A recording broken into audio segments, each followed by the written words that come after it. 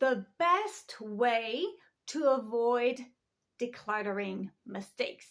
Hi guys, this is Diane of Minimize to Maximize, where we embark on a journey to minimize the clutter in our lives and maximize life's fulfillment and enjoyment, peace, serenity, fun, laughter, all of the good stuff. So today I thought I would share you my top tip for avoiding decluttering something that you may regret later, which is something that I have done. And I want to give a big warning, first of all. If you declutter an object from your life, what is the worst thing that would happen? Nobody would die, most likely. Nothing terrible would happen. And the chances are that you would still be able to get that object back, either because you can borrow it from somebody else or you can go and buy it again. But hey, I am not advocating decluttering something, purging and going on a tornado around your house and removing all these objects from your home, putting them in the trash or a thrift store, giving them to somebody else, and then going to buy them again. That is not the point of this. But we still want to go through this process of minimizing and decluttering, which really is to remove the excess things in our lives. We want to do this in a way that is conscious and grounded in peace of mind and serenity, and also being fully rational and aware of the objects in your life that are really valuable and super useful in your day-to-day or for some activities that are really important and enjoyable for you and the people who share the same space as you do. So let me introduce to this suitcase. And this is where my decluttering zone or decluttering bag is. I've used something I already have in my closet to put in this clothes that I've considered decluttering. So at the end of the summer, when I thought, okay, this is the end of the very, very hot temperatures, I'm going to go on another decluttering of my clothes. This is not my first round, by the way. I decided I'm going to put the items I want to declutter out of sight for a little while and see if I miss any of them. And I have, actually. So you can use anything you want, by the way. I use a suitcase because I have it. Please don't go and buy yet another container. I am sure there's things you can use already in your house. You can use a tote bag. You can use a duffel bag. You can use a backpack. You can use a tub, a plastic tub. You can use a plastic bag. I'm sure most of us have a lot. You can use a shelf in a closet. You can use a drawer. You basically use anything that prevents you from visually seeing what you put in there.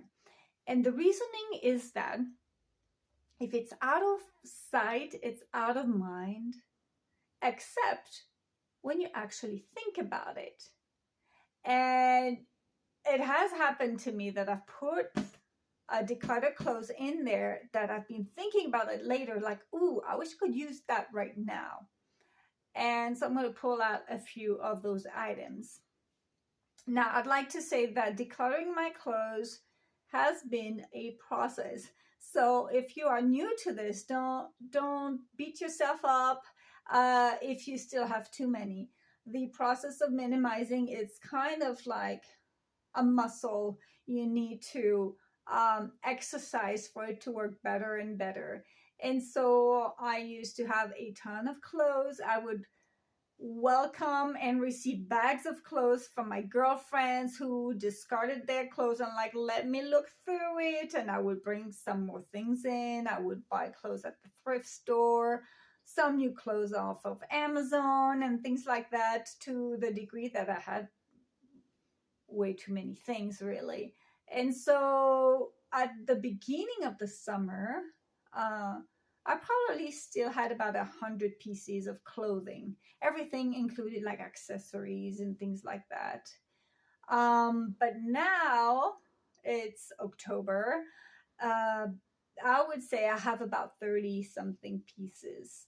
Some of the items that I decluttered recently are in here, and I haven't gotten rid of them yet, but I'm about to.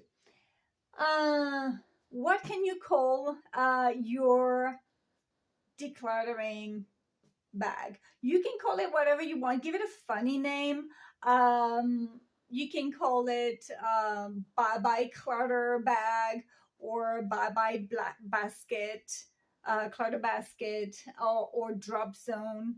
Um, the YouTuber Exploravore, who's an ultra minimalist, she calls hers the purgatory.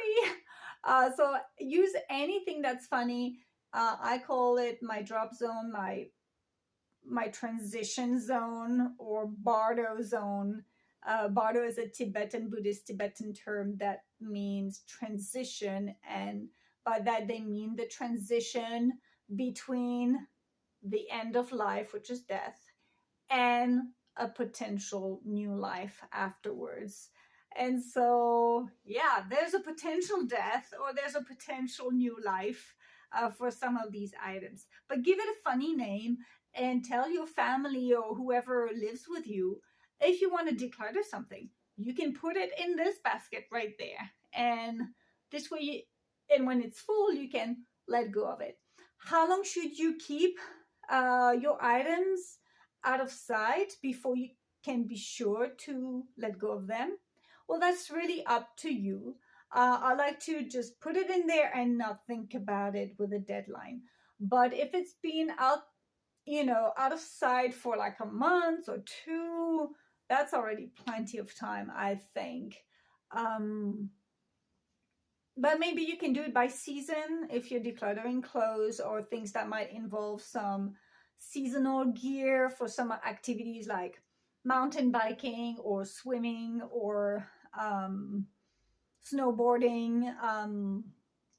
You might want to wait until you finished that time period to reflect back and see what you've been using a lot of and what you have barely touched. And those items you've barely touched, you can really declutter them, I think.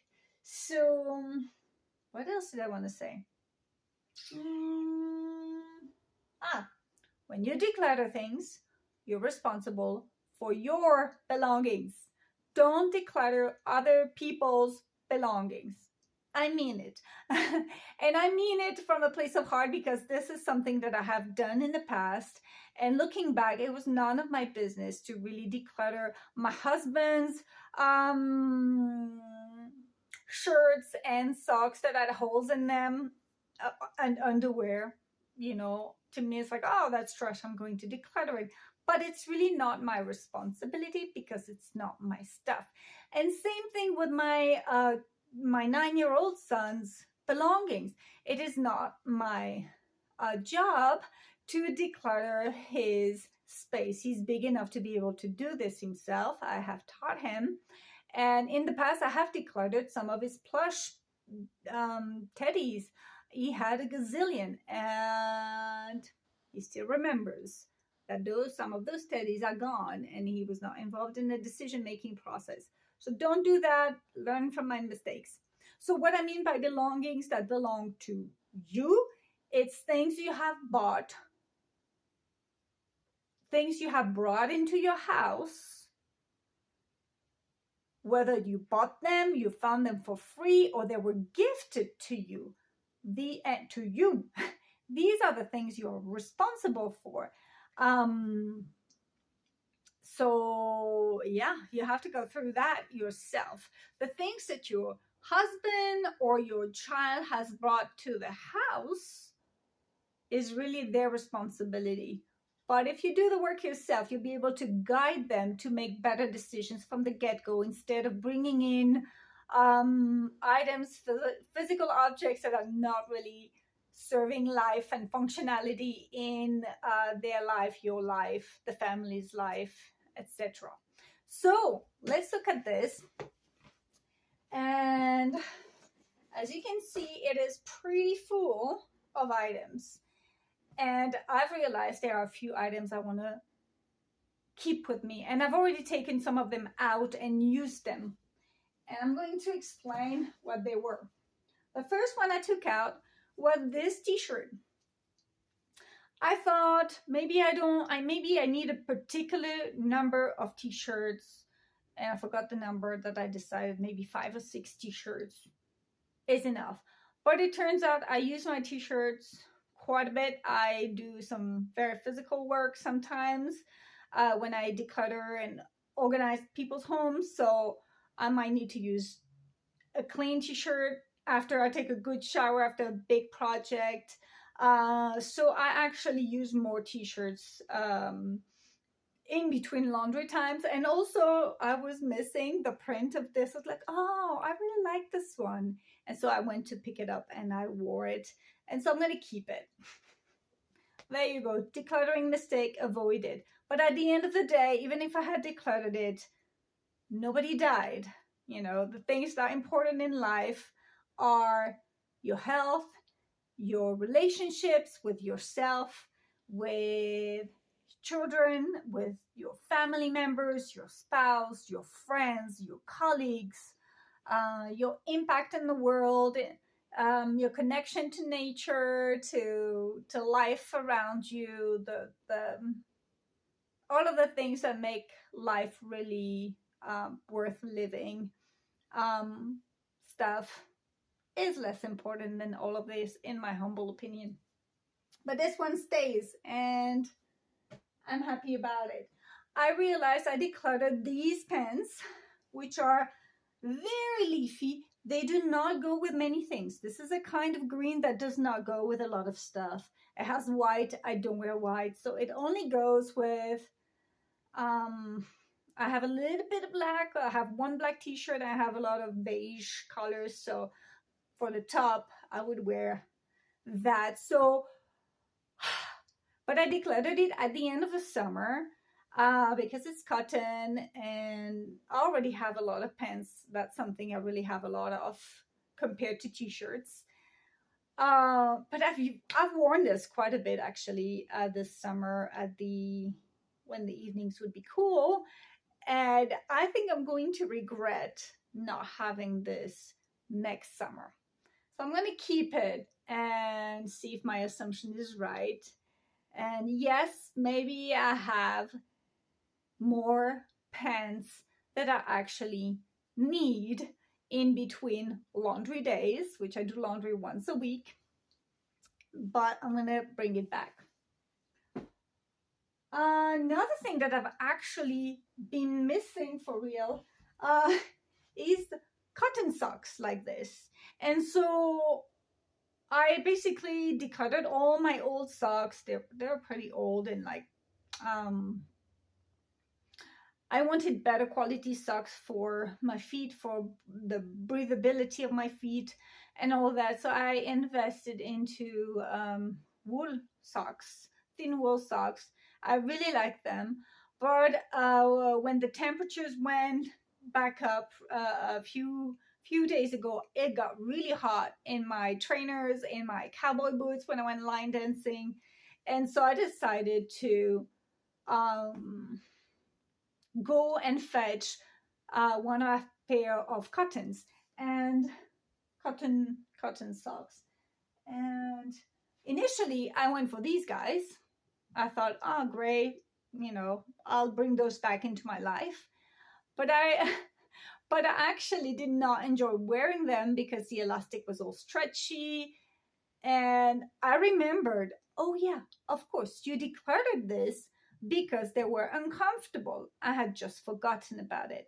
So I put them back in the suitcase and I selected those who are a little bit more stretchy. And so sometimes you make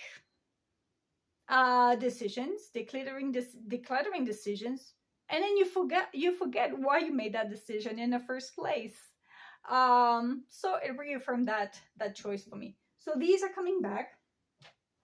And something that I think I'll be missing for next summer, right now it's October, I think I will be missing this vest. It is a light brown color. It is both casual and classy.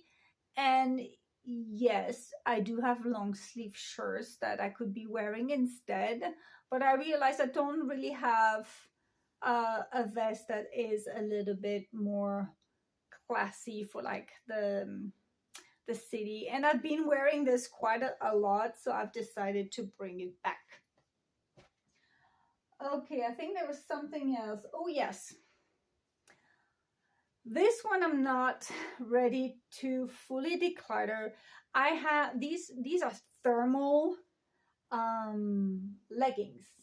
I live in the mountains and it snows in the winter, and it can be in the 30s and 20s Fahrenheit. So in Celsius, it will be 0 Celsius, below freezing. And so you need to layer up. A pair of jeans is not going to cut it. And if I want to be outside and use my snow pants, they are good for waterproofing, but I need something a little warmer underneath. So thermal leggings are a good option for my climate. But so I selected one. I already have one pair, but they're much thinner than this one. And the truth is, I don't know which one works best for me because I haven't really tested it out. So I'm going to keep this. I think that within the next 3 or 4 months, I will know whether the thin thermal leggings or the thick ones are better for my lifestyle, or if I actually need both. And that I'm not 100% sure. So to be tested. Everything else is basically going, and I feel very comfortable now that these items have been sitting in there for maybe 2 months, close to 2 months. And I don't know if I mentioned this one, but this one is actually a sentimental value scarf.